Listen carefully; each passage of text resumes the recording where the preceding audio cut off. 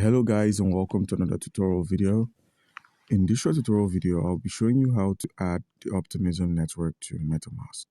It's easy to do this. Select the network toggle at the top of the screen. Once you selected the network drop down, all you need to do is simply scroll till you find the selected network. If it's not here, click on the recommended networks that's on the add network option, and then you'd find the popular network list. So all you need to do is simply click on the Add Optimism, and by doing this, we get to add the Optimism network. All of its URLs and the rest of those important details are here. Click on the Approve option, and once you've selected the Approve, click on Switch to Network. By doing this, we have the Optimism network on our wallet. As you can see here, there's some information that's being displayed.